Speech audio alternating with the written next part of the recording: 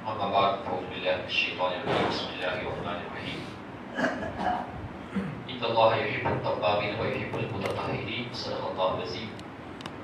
جھک کر میرے ساتھ بلند آواز سے پڑھیں الصلاۃ والسلام علیک یا رسول اللہ، الصلاۃ والسلام علیک یا رسول اللہ، الصلاۃ والسلام علیک یا نبی اللہ، الصلاۃ والسلام علیک یا نبی اللہ، وعلی آلک وعلی آلک واصحابک واصحابک یا نور اللہ صلی اللہ تعالی علیہ وسلم.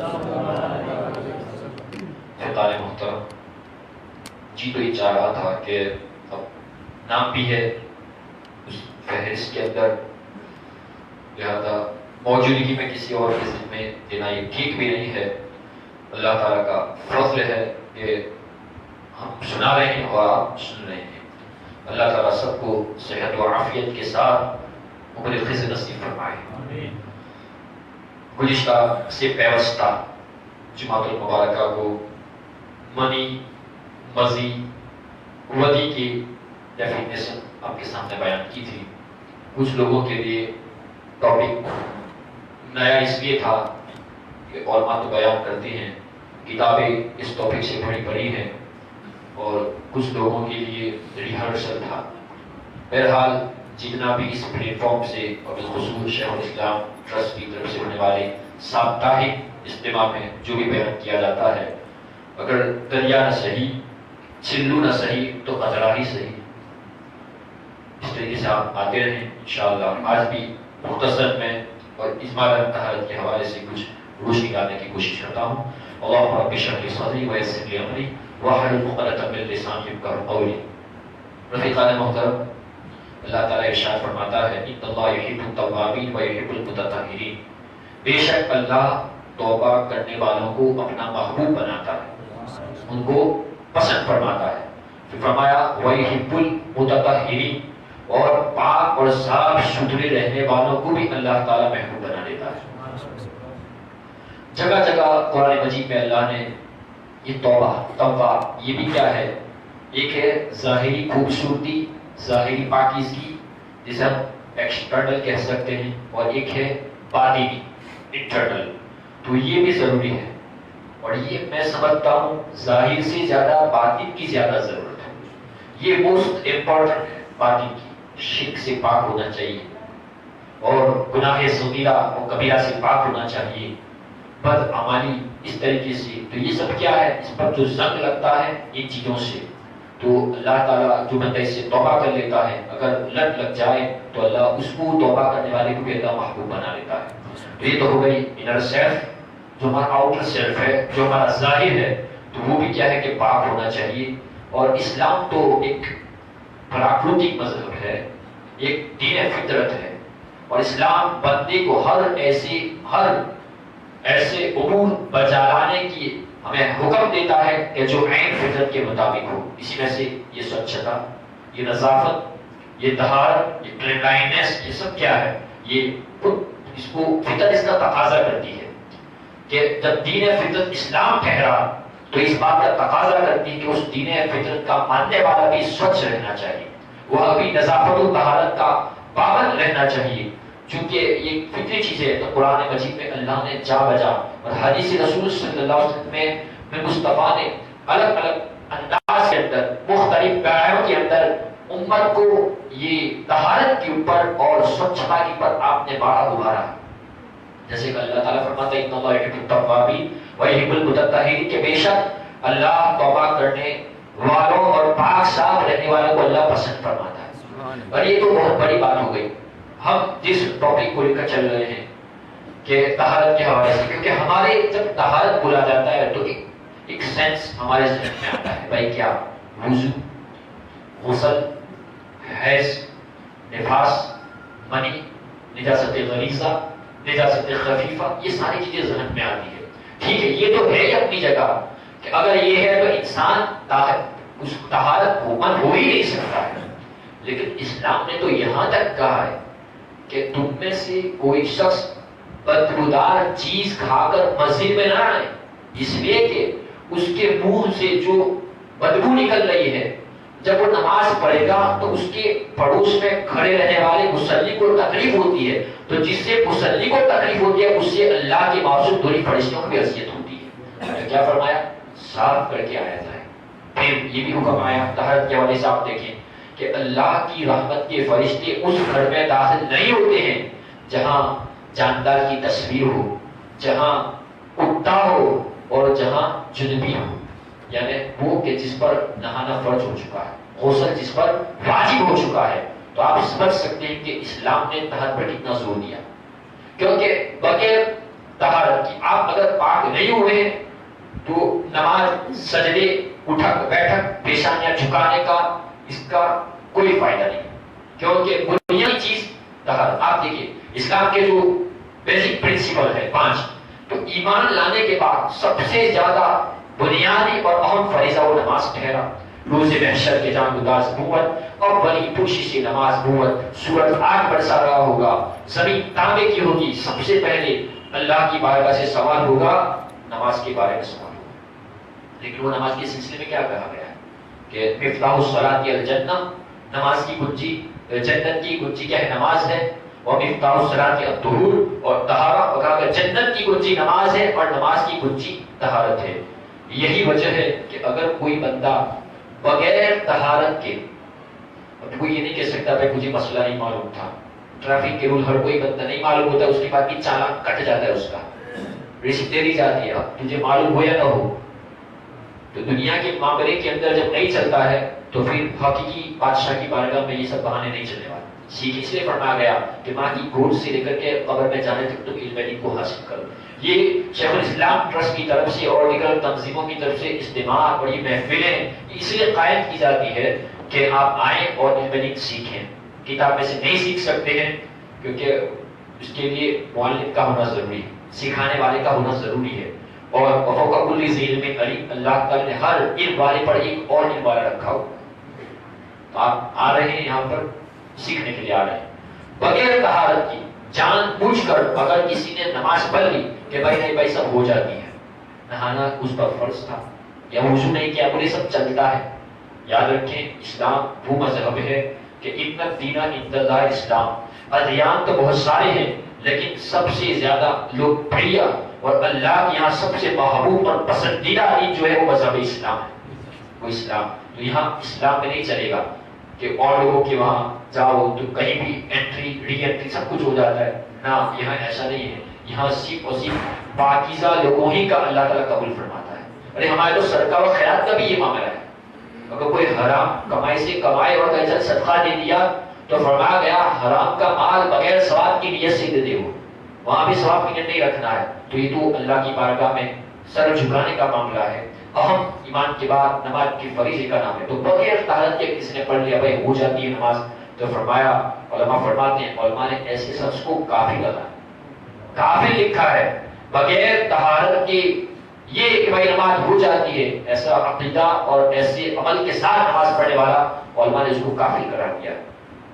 اور جو آدمی بغیر وضو کے نماز ادا کرتا ہے، اور یاد رکھیں اسلام کی جتنی بھی عبادتیں ہیں بدنی، جیسے کہ نماز ہے، حج ہے، روزہ ہے، حالانکہ روزہ کے اندر بعد میں اختلاف ہو جائے تو حکم یہ ہوگا کہ تاخیر نہ کی جائے، ورنہ روزہ کے اندر کراہیت کا سبب بن جائے گا، ثواب کم ہو جائے گا۔ حج کے حوالے سے پاکیزگی، نماز کے حوالے سے پاکیزگی ہے یہاں پر۔ تو آپ دیکھو یہ عبادتوں میں بدن عبادت کے اندر اکثر طہارت کی پر زور دیا گیا ہے۔ تو جو آدمی بغیر وضو کی نماز ادا کرتا ہے وہ نماز اور عبادت کی توہین کرتا ہے، اور کوئی ضرورت نہیں ہے اللہ تعالیٰ کو ایسی کہ بھائی تم ہی سجدے کرو گے تو اللہ کی بندگی ہوگی۔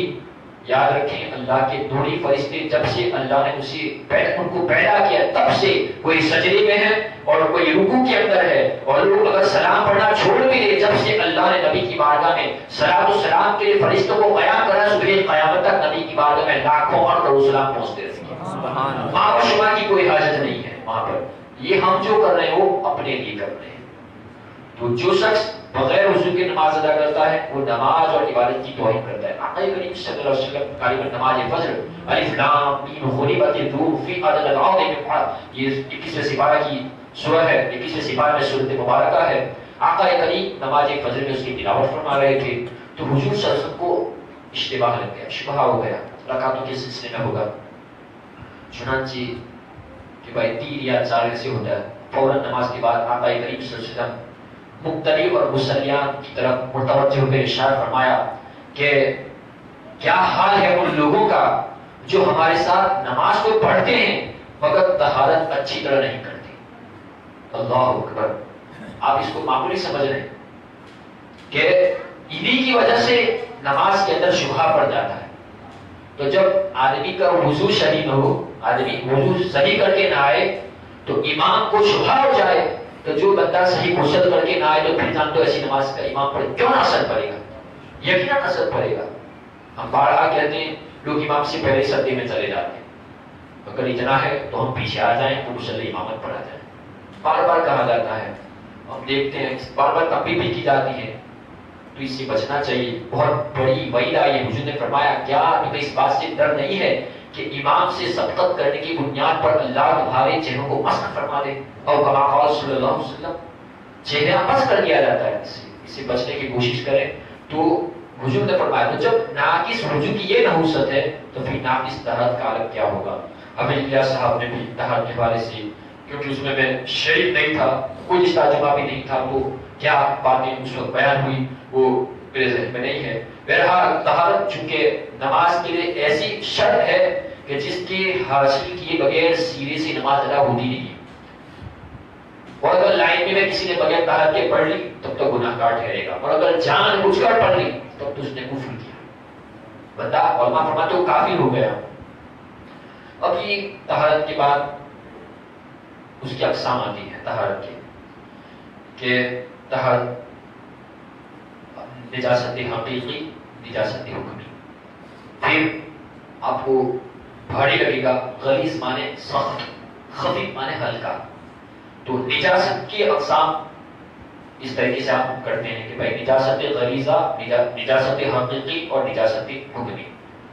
वो निजासत जो कपड़े या बदन या किसी और चीज पर लगी हो और नजर आने वाली हो, मसलन पेशाब पाखाना वगैरह, इसको निजासत हकीकी यानी जो दिख रही है निजासत हकीकी।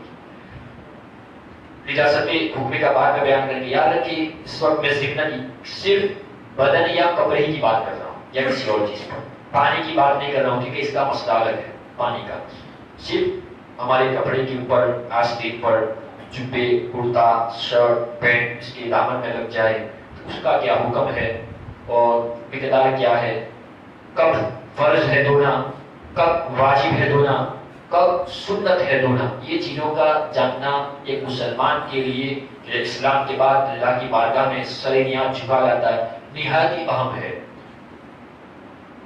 बहुत अहम है। हम कहते हैं कि ये दूसरी सारी चीजों से बहुत अहम है, ये नहीं तो हमारी नमाज नहीं है। तो निजासत हकीकी की 2 किस्में हैं, गलीज़ा और खफीफा। गलीज़ लफ्ज़ ऐसा है, गलीज़ माने सख्त किस्म की नजासत, नापाकी। चुनांचे इस जुमरे के अंदर जो चीजें आती हैं वो पेशाब। हमारे यहाँ एक आम औरतों में ज्यादा है कि बच्चे का पेशाब वो तो चलता है, दूध पीते बच्चों का चलता है, वो आपने चला दिया है, लेकिन साहिब शरीयत ने इसको नहीं चला है, क्योंकि हमारे तो बहुत सारी चीजें चलती हैं। हमारे यहाँ नमाज फजर 6 सवा 6 को है, हमारे यहाँ 8 बजे भी नमाज होती है, और सिर्फ 6 बजे भी होती है, पता नहीं क्या क्या। तो याद रखो शरीयत मेरे आपके चलाने से नहीं चलती है, शरीयत पैगंबर इस्लाम के चलाने से। माता रसूल फखुजू, रसूल तुम्हें जो दे उसे ले लो, जिससे मना करे उससे रुक जाओ। साहिब इख्तियार नबी के कहने से वो जो कहेंगे वो हो जाएगा। तो याद रखें, चाहे बच्चा दूध पीता हो, चलता हो या घुटनों के बल चलता हो, कैसा भी पेशाब नापाक, नापाक और नापाक है। पेशाब है, पाखाना, मनी, वदी, मदी, इस्तिहाजा, हैज, निफास, बहता खून। कभी देखा बहता खून? बकरीद के दिन जब छुरी चलाते हैं तो तेजी के साथ खून निकलता है, ये भी सख्त किस्म की नजासत है। मुंह बनता है, दुखती आंख का पानी, हराम जानवर मसलन कुत्ता, लोमड़ी, शेर, बिल्ली, चूहा, गधा, हाथी की सूंड से जो जुगाली वगैरह या निकलती है वो चीज भी क्या है, सख्त किस्म की ये नापाकी है, गलीज़ा के जुमरे में है। खिंजीर का पेशाब और पाखाना, گھوڑے کی لیل، اور اب یہاں سے سنیں، ہر حلال جانور مثلا گائے اور بھینس کا گوبر یہ بھی نجاست غلیظہ میں آتا ہے۔ بکری اور اونٹ کی مینگنی، مرغی، درندوں چوپایوں کا لعاب اور شیر خوار بچے یا بچی کا پیشاب اور پاخانہ، یہ سب چیزیں نجاست غلیظہ کے اندر ہیں۔ یہ تو آپ نے سماعت فرما لیا، ضمن آپ کے سامنے تفصیل طلب موضوع ہے۔ اب اس کا حکم کیا لگ جائے گا؟ تو یاد رکھیں، نجاست غلیظہ اگر ایک درہم، یعنی جو ہماری ہتھیلی ہے، ایک درہم سے زیادہ ہو، ایک درہم جو سکہ آتا ہے، ایک درہم سے اگر جو زیادہ ہو، 1 روپے کا جو بڑا والا آتا ہے، یہ جو ہماری ہتھیلی ہے، ایک درہم سے اگر زائد ہوگا یا تو برابر ہوگی نجاست یا تو کم ہوگی۔ اگر ایک درہم سے زیادہ ہے تب تو اس کا دھونا فرض ہے، نماز نہیں ہوگی پڑی۔ اور اگر ایک درہم کے برابر ہے، مثل ہے، تو اس کا دھونا واجب اور ضروری ہے۔ لیکن اس سے اگر کم ہے، 1 درہم سے کم ہے، جیسے ہماری ہتھیلی 1 درہم سے اگر کم ہے تو اس کا دھونا سنت ہے، نماز پڑھی ہو جائے گی لیکن خلاف اولا ہوگی، ثواب میں آپ کو کمی کر دی جائے گی۔ تو نجاست غلیظہ اگر ہاتھ کی ہتھیلی کے برابر یعنی 1 درہم سے زیادہ کپڑے یا بدن پر لگ جائے تو اس کا دھونا فرض ہے، یعنی اس نجاست کو دور کیے بغیر ہماری نماز نہیں ہوگی۔ اور اگر یہ نجاست درہم کے برابر ہو تو اس کا دھونا واجب، اور اتنی مقدار میں نجاست غلیظہ کی موجودگی نماز پڑھ لی اگر، یعنی درہم کے برابر تھی ہتھیلی کی اور نماز پڑھ لی، تو کیا ہوگا؟ وہ نماز واجب الاعادہ اور مکروہ تحریمی، جیسے ہر جمعہ کو ہم 2 رکعت کا تکبیر تحریمہ کہنے سے پہلے کہتے ہیں کہ بھائی آستی جڑی ہو تو اس کو کیا کرتے ہیں؟ کھول دیں، پائجامہ موڑا ہو تو اس کو کیا ہے جس طریقے سے اوپر کی جا رہی ہے اس کو کیا ہے کھول دیں، پینٹ موڑا ہو تو اس کو کیا کریں؟ کھول دیں۔ بہرحال اس لیے بتا دیا، تنبیہ کے لیے بتا، یاد دہانی کی جاتی ہے، کیونکہ ہمارے لوگ یہ سب دین کی بات بہت جلدی بھول جاتے ہیں، لیکن اگر لین دین کا مسئلہ ہو تو یادداشت ان کی بڑی مضبوط ہوتی ہے۔ سامنے والا قرض جو جس کو دینا وہ بھول جاتا ہے لیکن ان کو بڑی عادت ہے، کیونکہ دین کے بارے میں وہ طرف سیکھنے کی نہیں ہے۔ بہرحال تو اعلان کیا جاتا ہے، لیکن کچھ لوگوں کو اس کے بعد بھی ہم پنجگانہ نماز میں دیکھتے ہیں، پتہ نہیں وہ کیا سمجھتے ہیں، یا تو خود ہی مجتہد مطلق بنے ہوئے، ان کے ذریعے ہو جاتی ہے نماز۔ ہم تو اس لیے آپ کو تنبیہ کر رہے ہیں یارو کہ کم از کم 50-60 سال نماز پڑھو، اللہ رب العزت اگر شرائط کے ساتھ پڑھو تو اپنے فرض سے قبول فرما لے، تو یہ بہت چیز بہت بڑی بات ہے، اس لیے آپ کو تنبیہ کی جاتی ہے۔ بہرحال وما علینا الا البلاغ، ہم پر تو نہیں مگر کھلا پہنچا دینا، ہم بتاتے رہیں کہ علماء کرام کا یہ کام ہے۔ تو یہ کہ نماز پکڑو تو وہاں پر بھی یہی ہوتی ہے، آپ آستین ایسی کر کے نماز پڑھیں گے تو نماز نہیں ہوگی، وہ آپ کے ذمہ بوجھ بڑھ رہا ہے ایسی نماز میں چڑھا دیا آپ نے اس طریقے سے، کیونکہ دوسری منزل میں ہو جاتی ہے۔ سنی اہل سنت و جماعت کی مساجد میں نماز نہیں ہوتی، یاد رکھیں، ادھر ہو جاتی نماز، وہاں تو سب کچھ ہو جاتے، وہاں نہ ملے تو کچھ بھی کھا لو تو بھی ہو جاتا ہے وہاں، لیکن ہمارے یہاں یہ کام اب طبیعت سے نہیں چلے گا، یہاں چلے گا تو شریعت سے چلے گا۔ تو یہ علماء کرام نے یہی مسئلہ بیان کیا ہے کہ یہ کپڑے کا موڑنا اس سے کپڑے تحریم ہوتے، اگر یہ نجاست 1 درہم سے کم ہے تو اس کا دھونا کیا ہے؟ اس کا پاک کرنا سنت ہے، اور ایسی صورت میں بغیر پاکی کی نماز اگر پڑھ لی تو کیا ہے نماز ہو جائے گی، مگر خلاف سنت اور خلاف اولا ہوگی، لیکن اس کا اعادہ کرنا بہتر ہے۔ پڑھ بھی بعد میں پتہ چلا تو کیا کرنا چاہیے؟ پڑھ لینا چاہیے، تاکہ اللہ رب العزت کی بارگاہ سے ہم مزید ثواب کے حقدار ہم ٹھہر جائیں۔ اور یاد رہے اس کو غریزہ کیوں کہتے ہیں؟ غریزہ اس لیے کہتے ہیں کہ اس کا حکم پاک کرنے میں سخت ہے، اس لیے اس کو غلیظ کہا جاتا ہے، اور خفیف مانے ہلکا۔ ابھی خفیفہ کا حکم کر کے میں آنے والے مہمان کے حوالے مائک کرتا ہوں۔ نجاست خفیفہ، پانی کا میں نے نہیں کہا، یاد رکھیں پانی کے اندر نجاست غلیظہ کے زمرے میں پیشاب پاخانہ آیا تو پورا پانی غیر مطہر ہو گیا، ناپاک۔ طاہر تھا، یہ چیز گر گئی، پانی ناپاک، اب آپ نہیں کر سکتے، اس کے اور مسئلے ہیں، کنواں ہے تو کیا ہے، حوض ہے تو کیا ہے، کتنے ڈول نکالے جائیں گے۔ یہ جو بات چل رہی ہے وہ کپڑا یا بدن کے حوالے سے چل رہی ہے۔ نجاست خفیفہ کپڑے یا بدن پر چوتھائی حصے سے کم ہو تو معاف ہے۔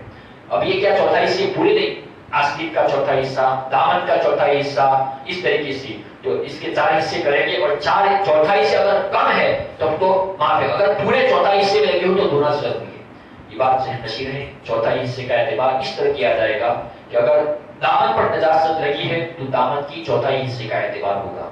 आप देखिए अगर उस मुताबिक है तब तो माफ है, लेकिन चौथाई पर लगी हुई है आस्तीक की वगैरह की तो क्या है कि फिर उसके आजा को भी देखा जाएगा, अगर ज्यादा है तो उसको धोया जाएगा, और अगर चौथा हिस्से में लगी हो तो धोना जरूरी है।